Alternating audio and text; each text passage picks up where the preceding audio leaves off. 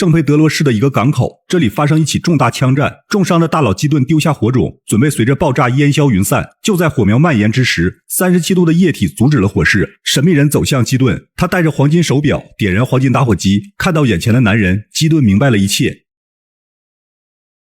接着男人点燃汽油离开港口，这里发生了巨大爆炸，唯一幸存者被带到警局，他是一个瘸子，叫金特，纽约人。金特回忆这件事要从6周前的纽约说起，一辆满载枪械的卡车被劫，司机没看到劫持者的相貌，但听到了劫匪的一句话，警方立刻锁定5名嫌疑犯。为了让司机辨别声音，警方要求5人分别读出一句话。 Hand me the keys, you fucking cocksucker. 轮到范特斯了，他临场发挥放了个屁，搞得大家笑个不停。 Hand me the keys, you cocksucker. In English, please. Excuse me. In English. Hand me the fucking keys, you cocksucker. What the fuck? 接着是基顿， Hand me the keys, you fucking cocksucker. 然后是本不该和他们关在一起的金特。 Hand me the keys, you fucking cocksucker. 金特认为都是警察的错，运钞车被抢，警察们束手无策，导致5人被审问了整晚，所以希望有人会撞到他们枪口。终于5人被关进同一间牢房。金特继续回忆道，基顿曾是一名警察，因为犯过案子并死里逃生，警方一直抓不到他的把柄，而如今他只想和律师妻子过正常的生活，做正儿八经的生意，可谁又能相信他？就连麦克等人也不相信。麦克认为，既然各路行家被无辜的搅下来，那不如一起挽回面子，狠狠地回击无能警察，5人可以大干一场。金特和托德同意了，唯有基顿顾虑没同意此事。回到现在，当地警方包围了现场，联邦探员杰克也赶到这里，这和一起9100万的面粉交易案有关。迄今暂时发现15具尸体，除了瘸子金特，警方又发现1名幸存者，已经送往州立医院，但如今还在昏迷中。与此同时，海关特派员大卫来到圣佩德罗警署，他想审问那个幸存的金特。警长告诉他，金特只是非法持械，并未参与昨夜的枪战。而早上州长打来电话，那家伙的后台很硬，最多再有2个小时就会保释，所以没法让大卫再次审讯。大卫告诉警长，除了想知道27人的死因，这件事和9100万的毒品有关，但现场竟然找不到毒品。此外，他想确认迪恩·基顿的死讯。杰克来到医院，幸存者是匈牙利人，全身6处烧伤，肋骨断裂。由于语言不通，杰克急需1名翻译。因为金特已经交代了一切，并且很快将被释放，所以大卫将他请到警长办公室。他进来就贼眉鼠眼，盯着办公室的一切。接着警长带着大卫进来了。自我介绍后，大卫直入主题，他想要了解基顿的事情，让金特从纽约开始谈起。而金特上来先点了杯咖啡，却被大卫拒绝了。 I'm really thirsty. I used to dehydrate as a kid. One time it got so bad my piss come out like snot. I'm not kidding, it was all thick and Get your gooey. fucking coffee. Get me one too while you're at it. 金特是个话痨，绰号口水先生。接着对大卫说 I used to be in a barbershop quartet in Skokie, Illinois. The baritone was this guy named Kip Diskin. Big fat guy, I mean like orca fat. He was so stressed in the morning, you know. Verbal, you know we're trying to help you. Sure, and I appreciate that. And I want to help you, Agent Kuyan. I like cops. I would have liked to have been a Fed myself, but my CP always... 大卫激将道，他认为基顿就是个垃圾，而他也很清楚，金特不光是基顿的手下，同时他拿基顿当偶像，他不光走路跛脚，右手也时而不利索。 Run the milk. 在蹭到1根烟后，又喝到了想要的咖啡，金特又开始唠叨。 Back when I was picking beans in Guatemala, we used to make fresh coffee. Right off the trees, I mean. That was good.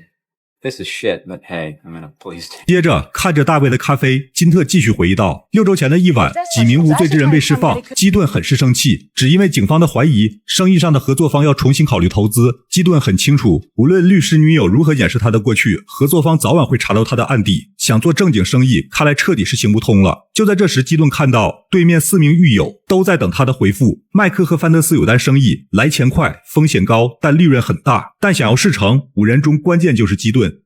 之后由金特作为说客，他找到基顿。纽约警察有个私下工作，叫做纽约警察出租公司，就是帮助一些坏人行一些方便之事。而麦克听说有趟活是帮南非走私珠宝商运送珠宝，麦克已经找到销赃之处，是加州人，叫雷德福特。金特向基顿坦白， They won't let me in without you.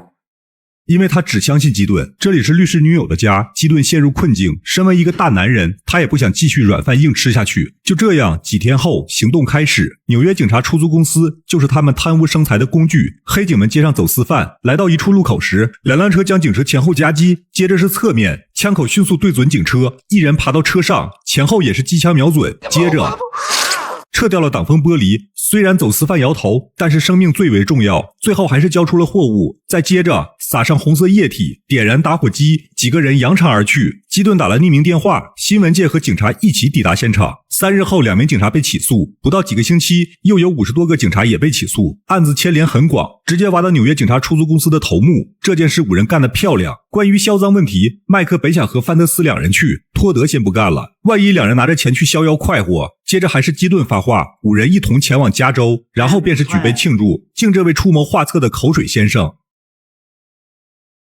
基顿情深意重，在离开纽约前还不忘来看忙着的律师女友。 I'm gonna miss the plane.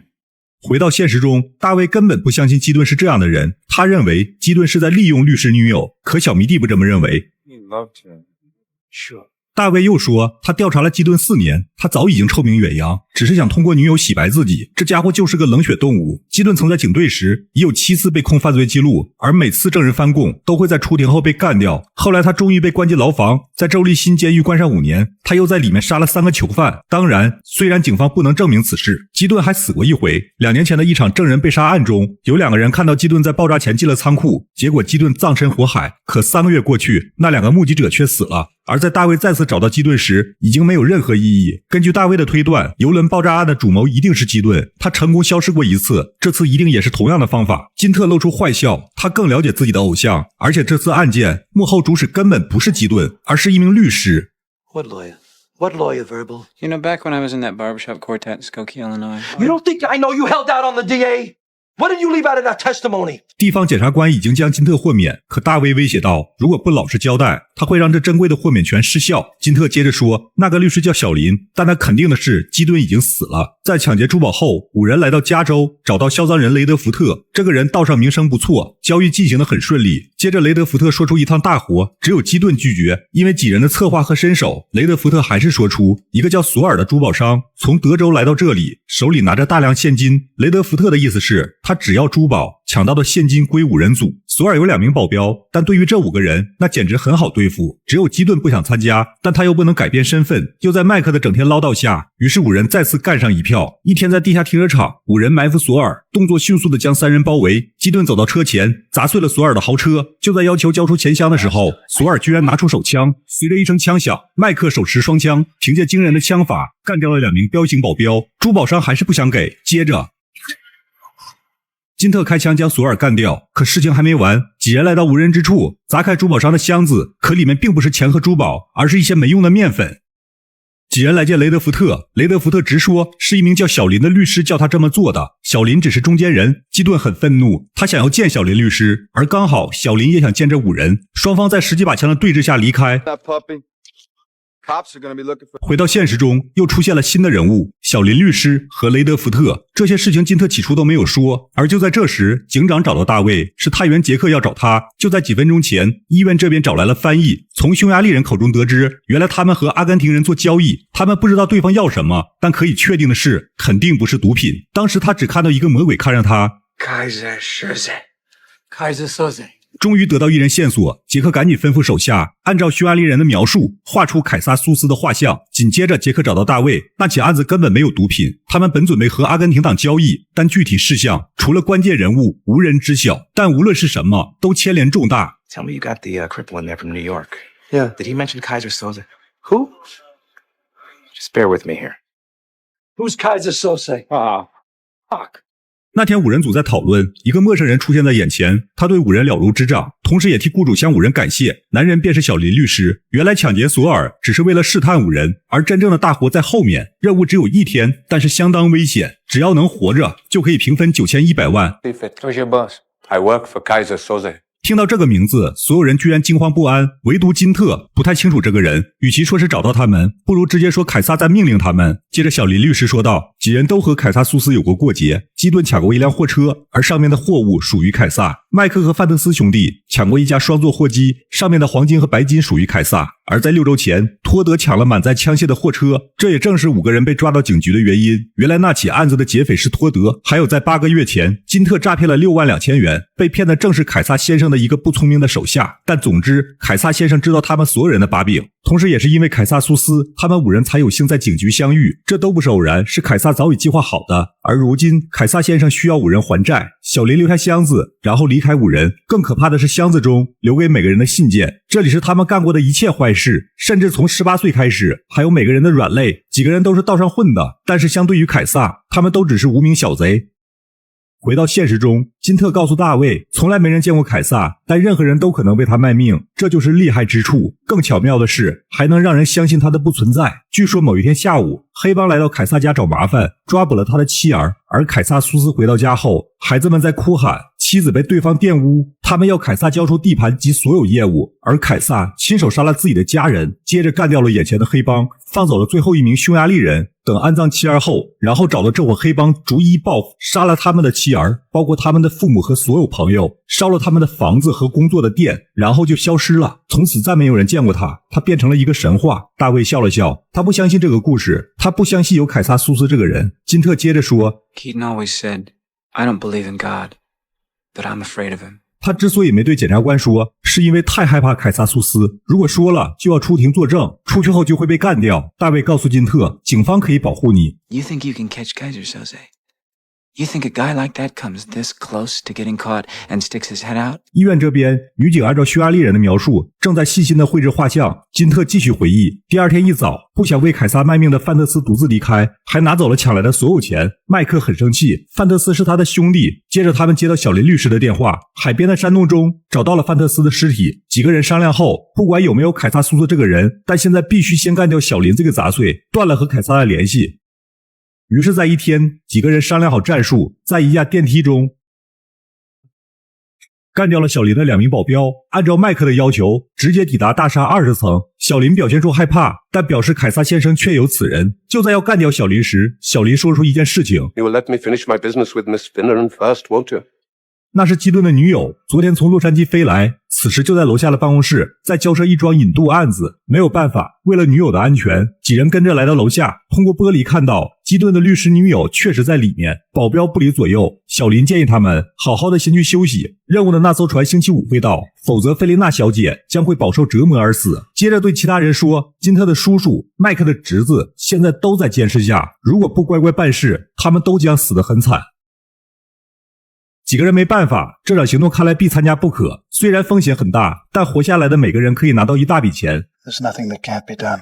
接着来到星期5的晚上，圣佩德罗市的港口，一伙匈牙利人准备上船，4人隐藏好，一切准备就绪。爆破专家托德按下按钮，基顿吩咐金特留在外面，如果他们出不来，就带上钱赶快离开，去找他的律师女友，告诉他全部真相。菲琳娜知道怎么处理，金特腿脚不利索，冲进去也只是个累赘。接着基顿开始行动，一人走向那艘船，几名黑帮成员向他走去，总感觉这个人可疑，但因为是一个人，只是觉得他不该出现在这里，场面陷入安静。接着随着2声剧烈爆炸，3个人开始行动，战术攻击干掉多数人，几个人没有一个弱鸡，全部都可以以一敌10。然后麦克和基顿上船，见人便开枪，而托德赶快打开后备箱，打开那个箱子。小林说的没错，的确全部都是现金。可接着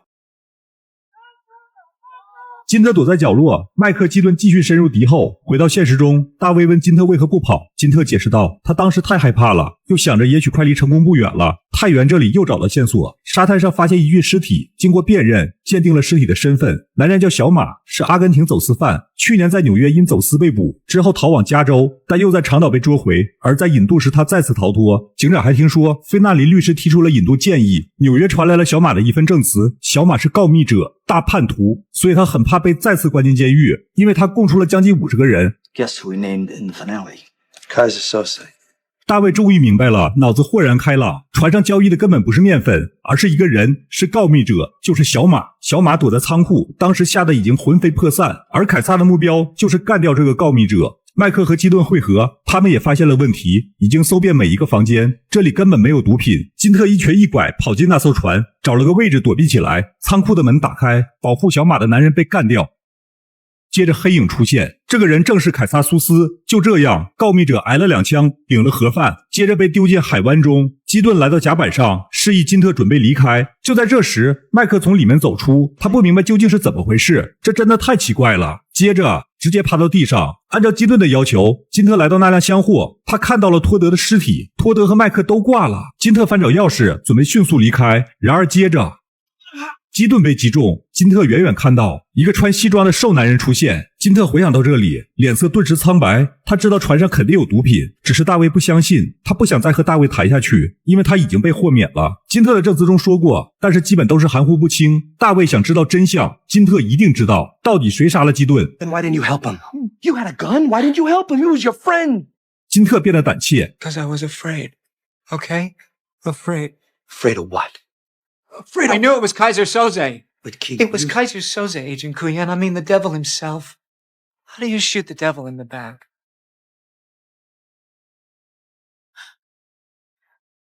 What if you miss? 金特继续回忆，他躲在远处，看到凯撒步步接近基顿，来到基顿的身边，一枪干掉了基顿。而金特躲在隐秘的角落，看着凯撒一把大火将这艘船点燃，从高处矫健地爬下。之后这里便发生了爆炸。大卫接着提到小马，通过资料显示，他知道凯撒苏斯的一切秘密，而此次交易，匈牙利人要的正是小马，因为只有他能证明凯撒苏斯的所有罪行。 Said I never heard of him.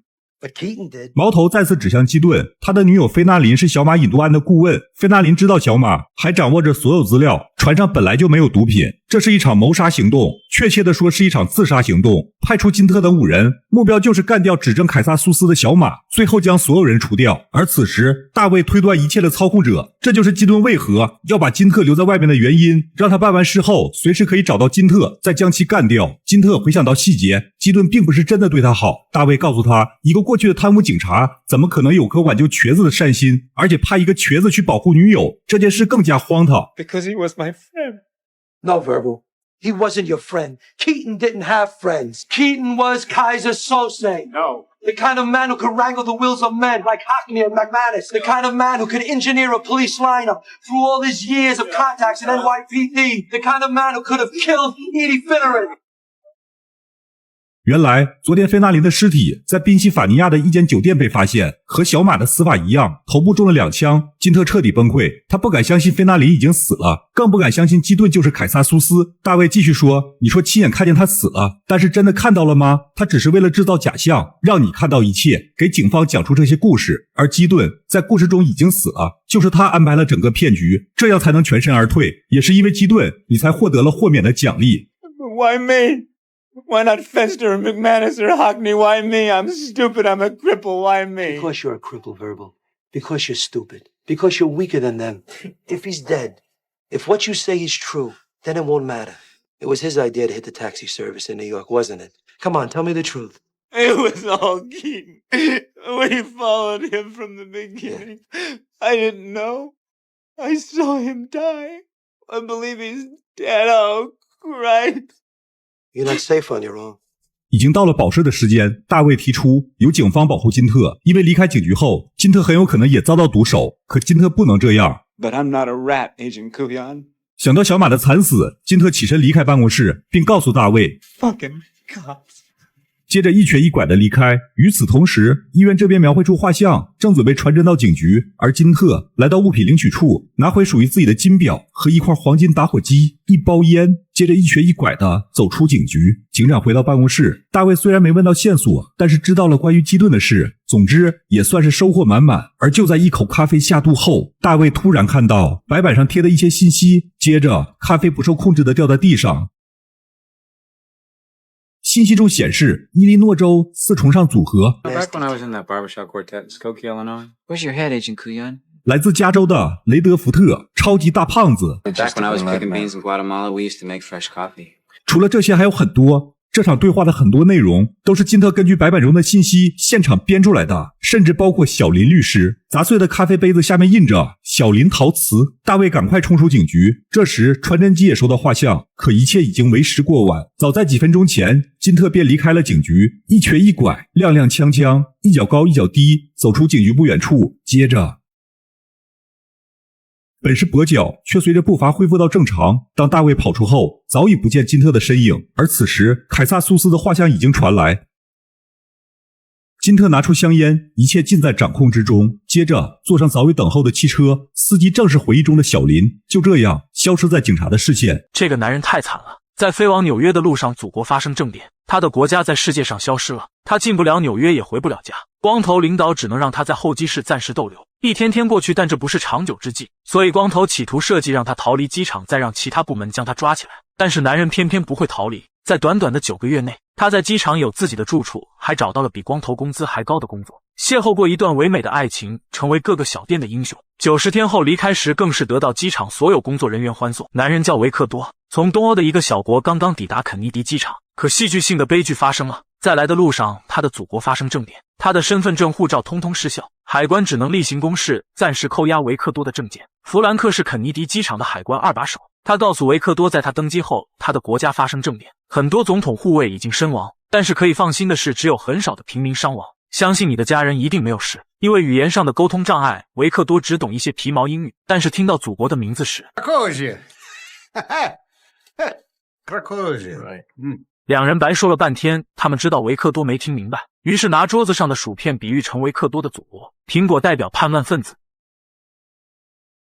No more Krakosia。Okay？ 现在的维克多没有任何方式入境，但是他依然没有理解和听懂弗兰克的话。他没有权利进入美国，弗兰克也没有权利拘留维克多。他允许维克多进入国际候机大厅，会帮助他写一张保证书，允许他自由活动。黑哥带他来到候机大厅，并给他一些食物购买券，还有一张电话卡和一部传呼机，希望他能够联系到祖国，然后带他回家。黑哥离开后，维克多看到了书店的电视，正在播报祖国的新闻。维克多终于知道祖国政变了。电视被人换台后，他又跑到大厅，很多电视都在播报维克多祖国的消息。他大声的呼喊，却没人能听懂他的语言，只能抱着外套，拎着行李箱满候机室奔跑。最后在豪华 VIP 室看到了祖国的消息。一个当地人口最少的国家又经历了一场劫难。维克多憋住声音大声痛哭，他爱他的祖国，他想打电话给家里，却没有人能听懂他，帮他忙。维克多心地善良，是一位热心的小国居民，他看见女孩关不上行李箱，他会主动前去帮忙。不经意间，他的餐票被妖风刮走，接着热心的维克多一个不小心 Oh my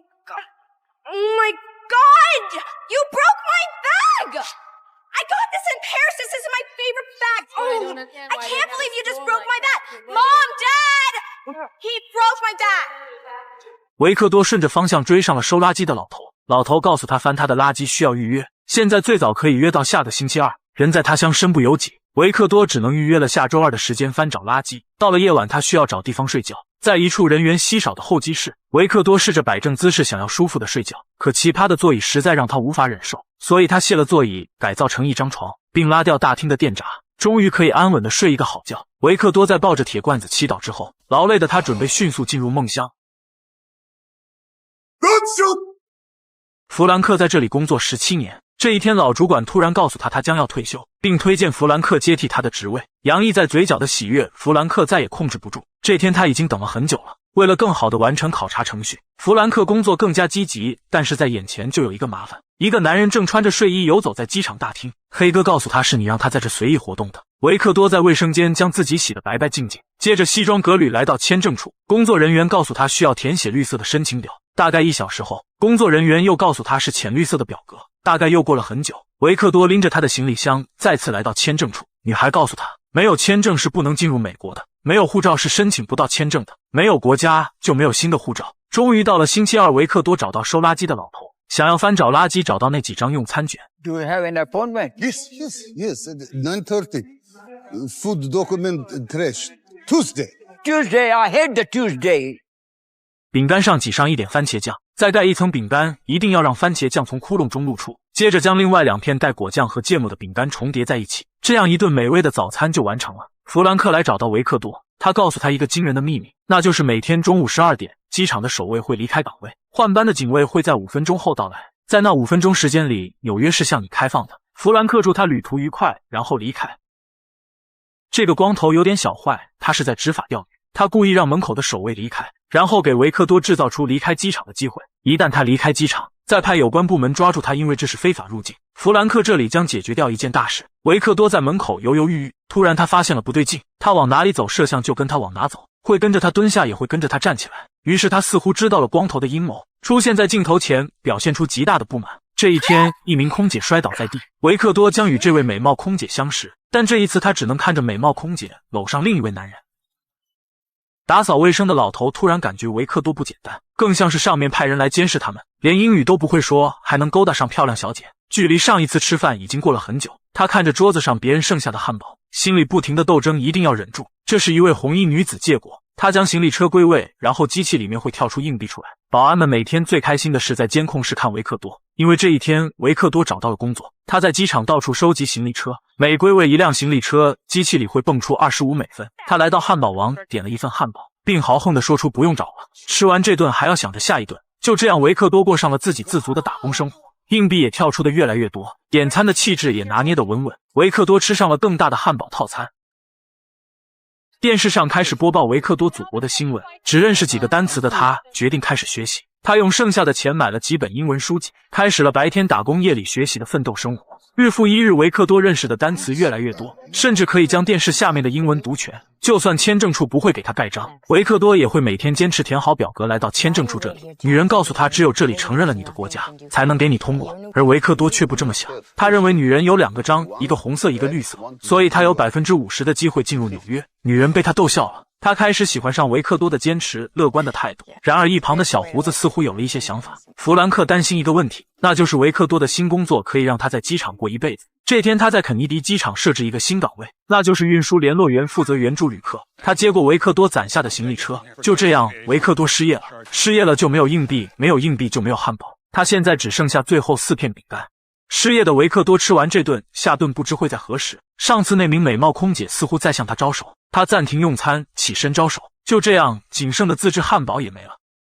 饥饿的维克多回到住处，那个还未竣工的67号候机厅，后厨的小胡子来找他寻求帮忙，如果可以帮助他追到海关的陶乐斯小姐，小胡子保证维克多再也不会挨饿。饿得心慌的他立刻答应，当然他是真的答应。于是之后的每一天，维克多都会拿着绿色的表格，找到海关的陶乐斯小姐，开始传递爱的信号，然后每晚会吃着豪华套餐为小胡子讲述关于他的事情。这天知道了陶乐斯的爱好，又一天知道她有男朋友，但是男人出轨分手了。之后的一天又接着开始帮助小胡子表达爱意，并且他爱的已经无法自拔。一天一天的过去，至于成就，这天他告诉小胡子，原来陶乐斯总对他说下一位下一位，而现在变成了请你过来。突然维克多的传呼机响了，他一直在等弗兰克的召唤，他相信得到召唤他就可以进入纽约。弗兰克找到他离开机场的办法，只要维克多承认他惧怕他的国家，就可以将他转到移民法庭。但是由于法庭繁忙，要6个月后才能开庭，这样维克多就会有在纽约6个月的自由时间。但是当弗兰克问他是否惧怕他的国家时，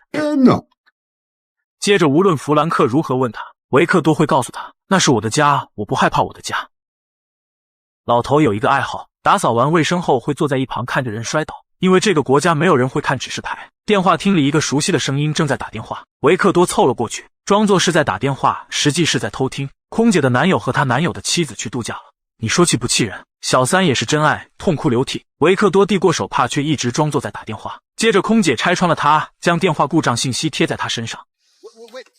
如何能让一位美女对你有好感？看看他是怎么做的。他先听着女人倾诉他爱上的有妇之夫，接下来开始治愈。泪流满面的女人慢慢变成了嘴角上扬，面带微笑，然后开始最后一步。女人想要邀请面前的男人吃意大利肉卷，维克多拒绝了她。这个拒绝才是聊天中最重要的。虽然美女生气的离开，可维克多也印在她的记忆中。维克多拒绝她是因为没钱，接着他像买菜一样去问意大利肉卷多少钱。这就是爱情的力量。维克多问遍了机场所有的店铺，因为他需要应聘一份工作。各位老板问他住处，他会说住在67号门。问他有没有联系电话，他将公用电话报给老板。他坐在公共电话旁，从白天到天黑。老板打给他，告诉他这个职位已经有其他人了，并向他表示道歉。而真实的原因是谁都不想因为接纳维克多得罪弗兰克。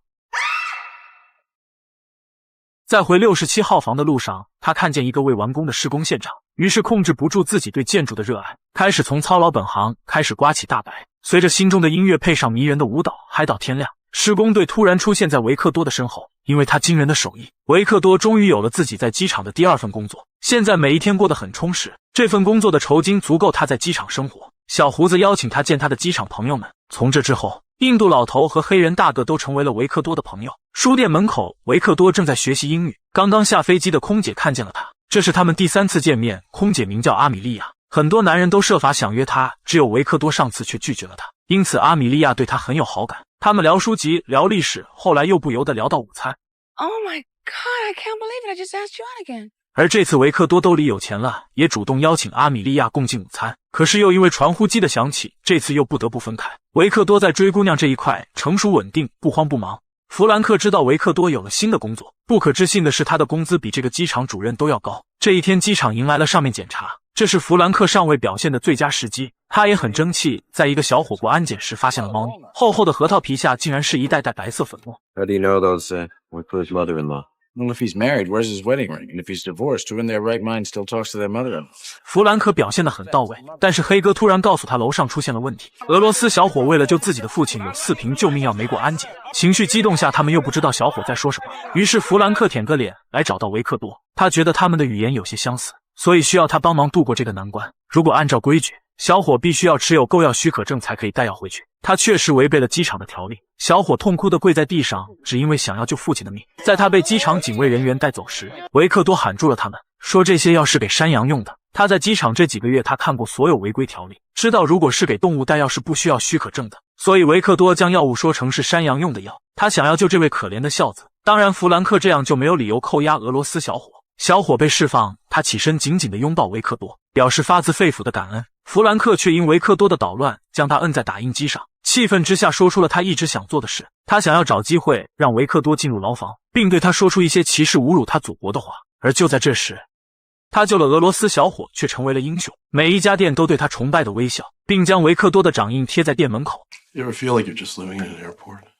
胖子却不知道维克多已经住在机场9个月了。维克多用刮大白赚来的钱买了一套新的西服，然后在3位好友的帮助下，一步步拦截刚下飞机的空姐阿米莉亚。在最后的一波操作下，阿米莉亚转身倒着走，坐在维克多的身上。偶遇就这样被大家人围了，趁机邀请阿米莉亚一同吃饭。这次阿米莉亚没有拒绝。机场的一个无人小院中，几位常年在这里打工的好友为他们提供了安静的宴会厅和美味的鸡肉卷，还有表演。阿米莉亚20岁就在航空公司工作，现在已经39岁了。她为一个男人整整7年，她一直在等一个电话。她会常住在旅馆里，时时刻刻准备好手提箱，就是为了等待她爱的男人随时找她共度周末。她愿意随时出发。传呼机再次响起，阿米莉亚走出门外。维克多告诉她，她也一直在等一个电话。她说出了自己住在67号，不是在等航班，等着开会。可话还没说完，突然阿米莉亚的传呼机再次响起，然后做了一件冲动的事，两个人将手中的传呼机狠狠地扔出机场，让等待去一边吧。阿米莉亚要继续登机，下一次回到这里将是13天后。为了给阿米莉亚一个惊喜，维克多抄起工具开始改造停工的67号。小胡子这天急切地找到维克多，他想让维克多帮助他求婚。一枚钻戒通过维克多传递到陶乐斯小姐手里，小胡子终于和他爱的女人见面。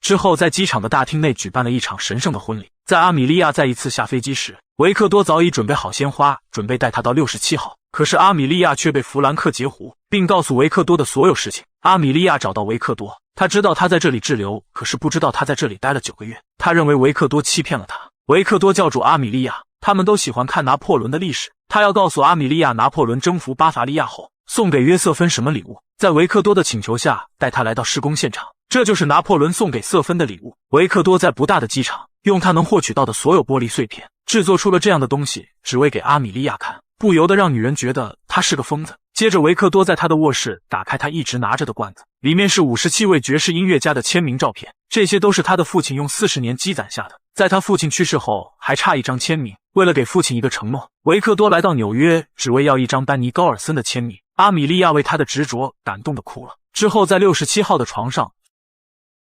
醒来后的维克多身边没有了阿米莉亚，而眼前出现了3位好友。小胡子告诉他 The war is over. 维克多的祖国恢复了正常，他会有他的护照，终于可以离开机场。机场的所有人为他庆祝，也包括姗姗来迟的阿米莉亚。阿米莉亚通过关系为维克多获取一张通行证，他希望维克多去纽约找到那个人，把他的名字放进罐子里，维克多可以立刻进纽约。阿米莉亚爱过维克多，而这一刻他也要和维克多分开。阿米莉亚等到了他想要的幸福。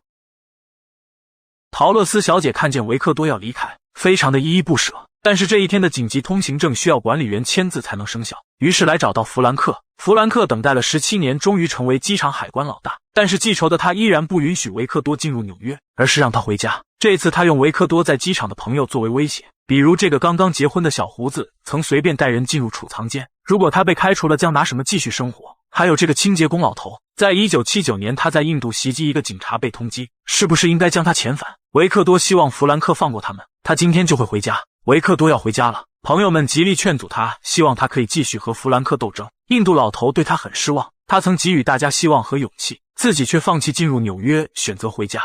You are a coward! You make me sick! 警员小黑实在看不下去，他向老头说出了实情。维克多是为了你们才不得不返回祖国。弗兰克吹着口哨坐在监控室，他要亲眼看着逗留9个月的维克多离开机场。维克多正在等待登机，可数名警察跑出外面出现了问题。维克多跑去窗户处看热闹，只见印度老头一瘸一拐拿着拖布，笔直地跑向巨型客机。弗兰克傻眼了，朋友们惊呆了，不知道他要做什么。直到老头用拖把逼停了飞机，他大声对着维克多大喊 I'm going home! 他用这种方式希望维克多不要放弃进入纽约。维克多教会了大家突破困境，老头也决定不苟且于生活，隐姓埋名的日子在今天宣告结束，他也要回家了。Will somebody please tell me what the hell is going on down there? 维克多转身离开候机室，他要完成父亲的愿望，他将是机场最大的名人。机场的老板们甚至放弃了手中的生意，门都不关，只为了送他们眼中的英雄进入纽约，并挨个送出自己的礼物。9个月的陪伴，维克多的行为给予大家无数的希望。这样的情形下，弗兰克命令保安在门口处拦住他。维克多与安保人员对视几秒后，遵守规则转身离开。黑哥却脱下了自己的外套披在维克多的身上，因为纽约在下雪，他需要穿的多一些。现在自私小心眼的弗兰克在监控室大喊大叫，除他以外，所有人都为维克多送行。当维克多走出机场的那一刻，他9个月后终于呼吸了一口室外的空气。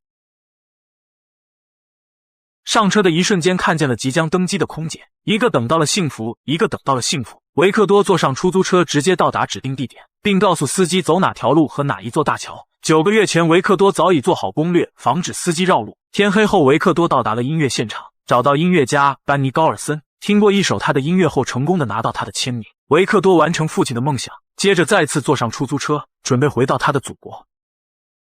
男人在沙漠中从天而降，接着行走了几公里，看到远处沙尘四起，男人拿出望远镜查看，似乎正是接应的车辆。他握住手枪，时刻准备。确定没问题后，男人坐上汽车后座，里面有一个箱子，上面是一些新的衣服和一堆新的证件。他的新身份是一名磷矿的老板，而此次行动是刺杀一名德国大使。再接着，司机递出一枚戒指，他需要和从未见过的妻子接头。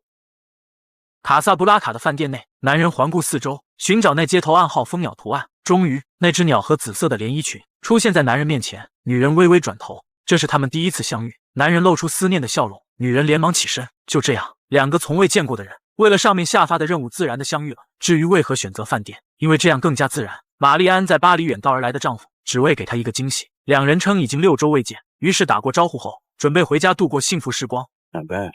You weren't so bad yourself. Thanks for 10. Marianne Luciru.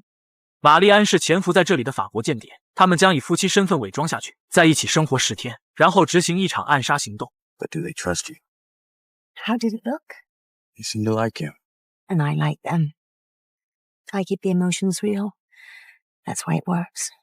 玛丽安继续介绍，既然任务中出现了麦克斯，他必须炫耀一下，让左邻右舍的邻居更加相信。按照卡萨布拉卡的习俗，老公和妻子房事后，这里的老公要去屋顶睡觉，因为那里更加凉快。接着在不久后，玛丽安也走到楼顶，如果她不上来看老公，邻居们会产生好奇，所以他们要演得自然。上楼说过我爱你，然后开心的大笑。在亲吻妻子的额头后，自然的聊上一会儿，因为在黑暗的某个窗口，德国军官的夫人正在偷偷的看着他们。玛丽安问麦克斯，战争过后想做什么？为了不引起外人怀疑，麦克斯继续聊道 After the war, I'm buying a ranch with horses. A ranch? You mean like in the movies? Cowboys, bang bang? Yeah. 麦克斯说的地方叫梅迪辛哈特，那是他真实的梦想。两个人的聊天很真实，的确像是数月未见的恩爱夫妻。之后在亲吻后，玛丽安回房间睡觉了。第二天一早，玛丽安调整麦克斯的形象，要让丈夫更像个巴黎人。麦克斯曾听飞行员同事说过妻子，在1941年一次危险中，玛丽安救过盖伊。盖伊提到玛丽安美丽动人，如今亲眼所见，的确如同事所说。两人行走在卡萨布兰卡街头，再次遇到大使馆同事。女人说下周要和政府的人一起吃饭，接着邀请玛丽安一家。看着面无表情的麦克斯，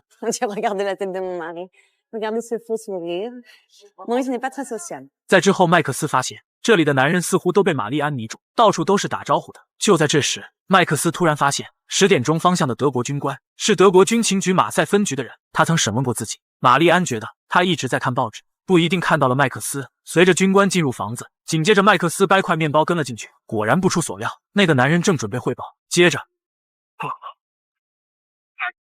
就这样短短的几秒钟，麦克斯将其干掉，并将面包塞入男人的嗓子里。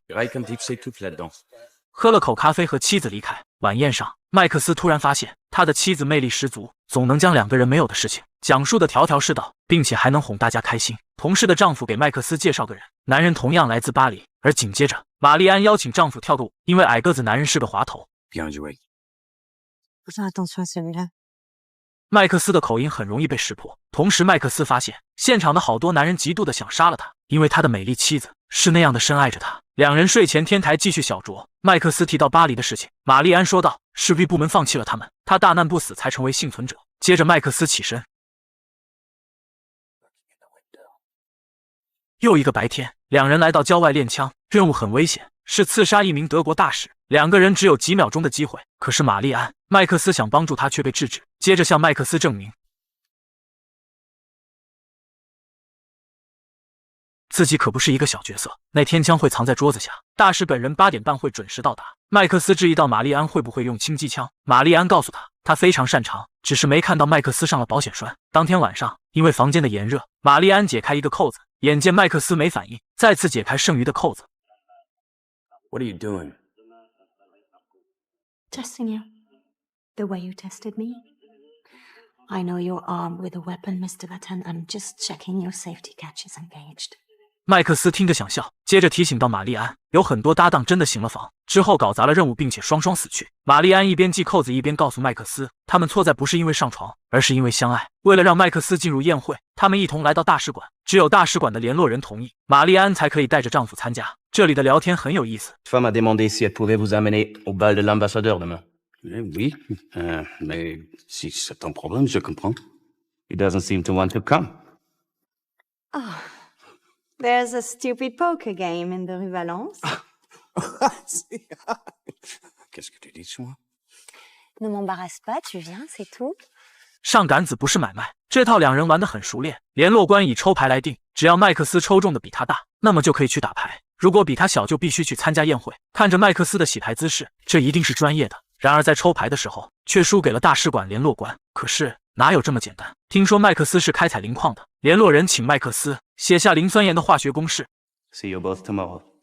行动将要开始，他们将要名留青史了。这天晚上，2人再次来到屋顶，每天都是在演戏，而这一次因为行动，2个人睡不着。Let's get out of here. Let's go watch the sunrise. 2人来到沙漠上，玛丽安问活下来的几率，麦克斯回答是6/4凯，有40%的可能活下1人，而2人都活下来的几率更小。So tell me about Medicine Hat. 那是战争后麦克斯想生活的地方。Pretty green, rolling hills, clear water. 麦克斯问到玛丽安，战争后想去哪里？ When the war is over, it won't matter where I am.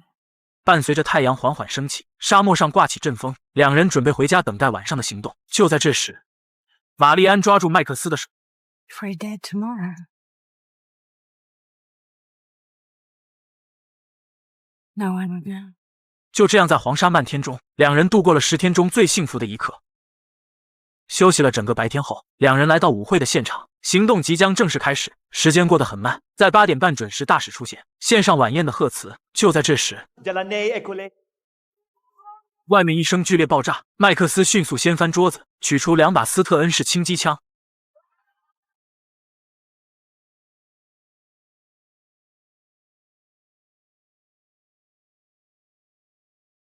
联络人发现问题，正准备干掉玛丽安，可接着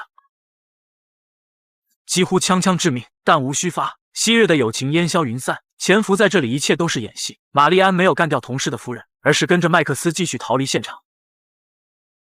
就这样，按照计划好的路线，轻而易举的离开，坐上早已准备好的汽车，竟然毫发无损成功的完成任务。玛丽安庆幸他们2人居然活了下来，而麦克斯只说了一句话 Come with me to London to be my wife. 3个星期后，麦克斯早已回到伦敦工作。上司兼好友弗兰克找到他，经过 V 部门彻底审查，批准了玛丽安登陆英格兰，但还是提醒麦克斯 Marriages made in the field never work. You're absolutely right, sir. You're invited to the wedding, by the way. 就这样，两个人步入婚姻的殿堂，定居伦敦。在座的各位是真同事和亲人，也有了爱情的结晶。在炮火连天的一天，他们女儿安娜在医院降临。日子过得很快，他们度过了1年的幸福时光。麦克斯是空军中校，他日常上班；玛丽安则负责照顾孩子。他也结交很多新的朋友，但他发现一个问题：在卡萨布兰卡，她以为丈夫不喜欢宴会，原来麦克斯是真的不喜欢。玛丽安聘请了保姆，帮助照顾他们的小可爱，而他们继续2人的美好一刻，包括采蘑菇的时候。可总有电话扰乱他们幸福时光。在休息天的下午，麦克斯被紧急叫回基地，绿部门的人要找他谈谈。麦克斯来到地下，路过的人看起来莫名其妙，接着敲门进去，是他的老大弗兰克，而坐在办公桌上是比弗兰克军衔更高的长官。接着直入主题，绿部门怀疑麦克斯的妻子是德国间谍，他很熟悉这种会谈，但知道一定是对方搞错了。绿部门监听到一条电报，是伦敦发往柏林的加密信息，跟特别行动在法国的作战行动有关。他们怀疑发电报的就是玛丽安。接着长官告诉他，通过一份德国军情局审讯笔录中得知，真正的巴黎间谍玛丽安已经在1941年5月被捕，并且已经被处决了。而玛丽安这个身份被一个长相相似的德国特工占用，之后他被派到卡萨布兰卡，因为那里没人认识真正的玛丽安。而刺杀德国大使那件事，是希特勒原本就想杀了他。如果真的是这样，必须先控制玛丽安72小时，用这段时间找出他的联络人，并铲除其他潜伏的间谍。麦克斯报，也许正是因为这个举动，长官收起了抽屉中的手枪。既然话已经说清楚，接下来将启动染料计划。今天晚上11点07分，长官需要麦克斯接个电话，并将信息记录在玛丽安能看到的地方。这份情报是假的，如果玛丽安将情报传出去，在星期一的中午，绿部门的特工就会将其破译，这样就可以确定玛丽是不是德国间谍。如果真是如此，将启用家属叛国的例行程序，由麦克斯亲手处决他。此刻麦克斯的内心极其复杂，他不敢相信这一切。回到家，在车里坐了很久，内心掀起巨大的波澜。他像是略无其事回到家中，而时间却像是如此漫长。他看着妻子洗漱，心事重重挂在僵硬的脸上。终于在睡前运动的前1秒， It's like they're watching us. 按照计划要求，麦克斯将重要信息记录在纸上。在一小会儿时间过后，麦克斯用冷水清醒了自己，突然想到 I keep the emotions real. That's why it works. 第2天一早，麦克斯准备举办聚会，招待妻子刚认识的朋友们，还特意穿上军装，准备去部队拿一些好酒。麦克斯先来到部队的医院，找出一张结婚照。他来见曾经的同事盖伊。盖伊曾说过，在1941年的行动中见过玛丽安，而此刻的盖伊已经残废。他心中满满的仇恨，因为那次任务后没人管他们，导致他成为现在这个样子。麦克斯进入主题，希望盖伊确定是不是玛丽安。接着盖伊扭过头，那次任务右眼挨了子弹，左眼的视网膜也脱落了。他现在只能看到面前是一片白。 Well, you know, Max, if you hadn't sent me into a strip covered in fucking German AAA, my own son screamed when he saw me. I'm sorry, guy. 接着叫住麦克斯，即使满满的抱怨，还是说出同样得知真相的人，那就是酒鬼保罗。他如今在迪耶普游击队，为了不让妻子起疑，麦克斯说要去趟空军基地献血，通知妻子把安娜交给保姆，然后在酒吧等候他。来到空军基地，他先命令手下装2箱威士忌，接着找到今天飞迪耶普的飞行员，手下的飞行员正在呕吐。这是他第一次一人深入敌后。麦克斯拿出照片，交给飞行员另一个机密任务。到了迪耶普，找到酒鬼保罗，向他要一个答案，是或者不是，仅此而已。 Who are you thinking about? My mother. Don't. Think about your father. He's proud of you. Yes, sir. 麦克斯回到酒吧，为了不让妻子怀疑，用针扎了一下手臂，再用窗口贴好。在酒吧的门口，刚好撞在一个眼镜老头身上。正如麦克斯所料，妻子先查看了手臂。 Good. I thought perhaps you were with your mistress. Would explain why you were different with me last night. Different. In bed, it felt different. 晚宴开始，士兵们和朋友都很轻松，毕竟在这烽火硝烟的战争时期，能够什么也不想，去做一些自己喜欢的事情太难了。而麦克斯也在盯着和妻子说话的人。就在这时，上司兼好友弗兰克来了。他一向不参加这种场合，原来是有事找麦克斯商量。他们来到麦克斯的鸡圈，弗兰克告诉麦克斯：“你先去找个盖伊，把他气得七窍生烟。”接着又安排飞行员找酒鬼保罗，而派出的飞行员，飞机在3小时前被击毁了，只因为他在那里待得太久了，要从一个醉鬼嘴巴里得到一个答案。麦克斯很是头疼，因为自己的问题失去了一名年轻的飞行员，但是对于妻子，他不能说的太多。而在之后的宴会中，麦克斯发现可疑人员，酒吧门口撞上那位正在和妻子窃窃私语，看着麦克斯过来，于是便离开了。麦克斯问妻子，玛丽安说他是珠宝店老板，正向他推销一个钻石胸针。麦克斯追了出去，在家门外找到那个男人。Well, your wife changed her mind. You mean about the earrings? No. I was trying to sell her a brooch.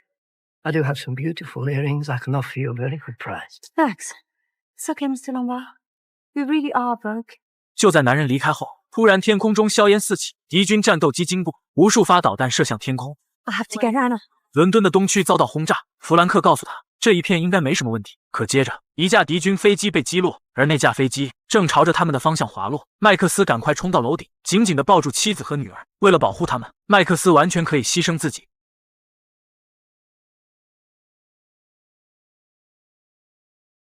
宴会就这样结束。第二天，麦克斯陪伴着妻女小安娜又成长了。她在战火硝烟中出生，又在一场空袭后学会了走路。麦克斯必须在周一前查清此事。他再次撕掉一张照片，这次他独自来到空军基地，替换了前往迪耶普的飞行员，然后一人一机，在队友的暗号下降落在迪耶普。此次是为队友送来物资，但还有一个私人事情，那就是见酒鬼保罗。只可惜不幸的是，酒鬼保罗酒后闹事被关进了局子。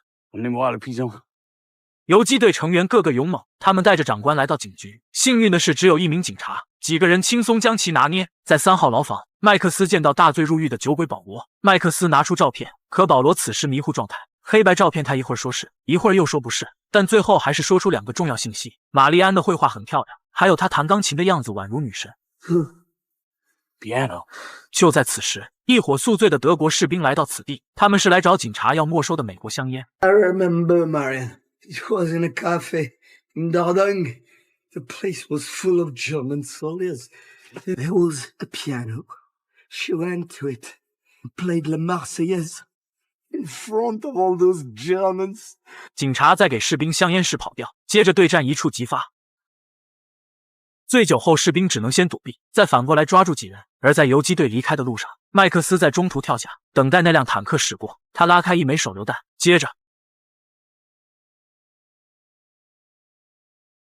再接着，动作娴熟，干掉所有重伤的敌人。第二天一早，玛丽安打开窗帘，想着丈夫一夜未归，接着来到楼下。麦克斯静静地坐在那里。Marion, I need you to come with me. 他们来到酒吧，因为这里有一架钢琴。I want you to play the piano for me. You want what? Why on earth would you want me to play the piano? I want you to play the piano because I love you. What are you talking about? We haven't slept. Let's go home.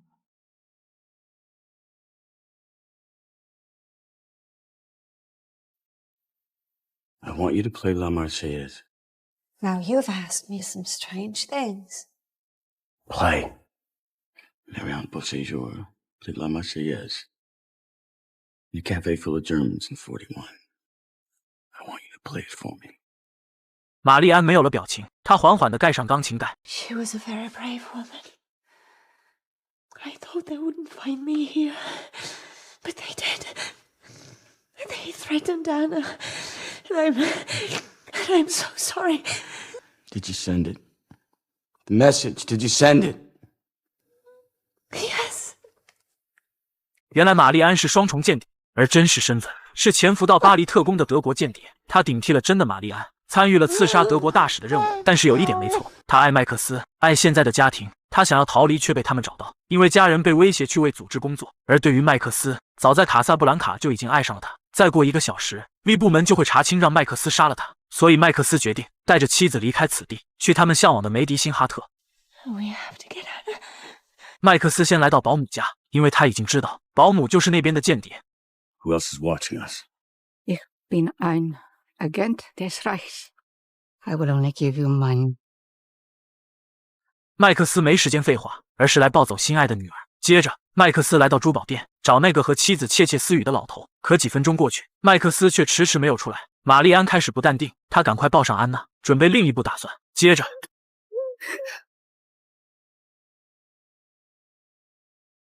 麦克斯干掉了珠宝店老板，接着回到车上，在大雨中来到空军基地，将手枪放在副驾驶的手套箱内，顺利的通过关卡，来到一架战斗机旁。他要带着妻女离开此地。玛丽安在车内看着，麦克斯迅速的爬上飞机，可由于下雨或者种种原因，飞机怎么也启动不了。玛丽安把女儿放在后面，让她安静的躺着，依然是情绪紧张的一刻。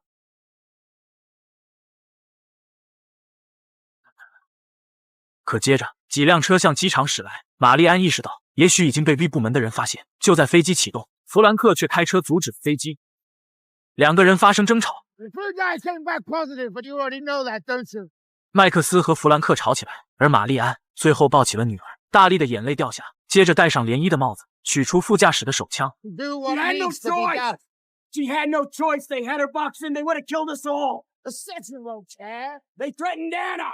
For your child's sake, don't throw your life away. We did our duty. 玛丽安缓缓走向麦克斯。Max, je t'aime, mon Québécois. Take good care of her. 接着扭头。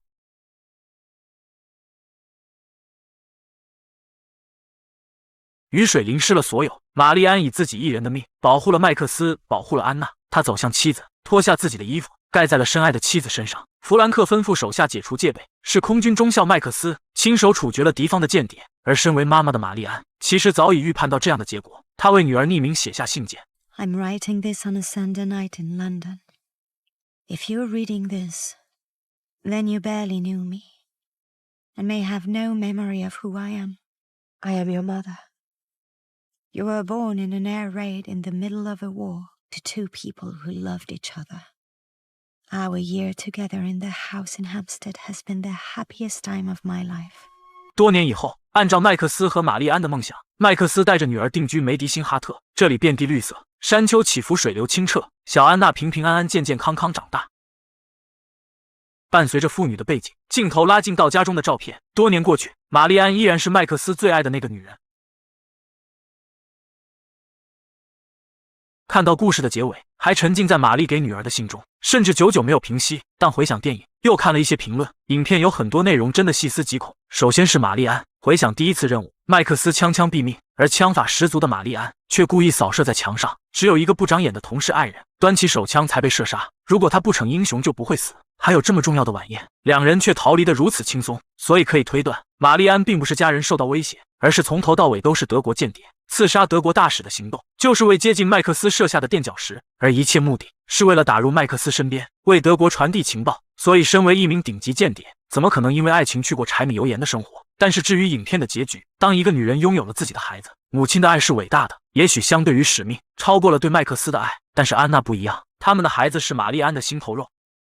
然后是麦克斯这边，在两人结婚1年后，V 部门长官叫来麦克斯，说出玛丽是德国间谍的事。但其实说出来那一刻，就已经200%肯定玛丽安就是间谍。但是上面所做这一切，都是在测试麦克斯是否也已经辩解。长官看到麦克斯发飙后，才缓缓收起抽屉里的手枪。换句话说，当时直接毙了男主也没问题。可看到麦克斯的脾气后，才意识到他也许并没有问题。而接下来的染料计划，一是证明玛丽是间谍，二是依然测试麦克斯。如果麦克斯没有照做，那么他肯定已经有问题。会议后的麦克斯也明白这一切，他现在只有2个选择：一是证明妻子的清白，二是带着全家远走高飞。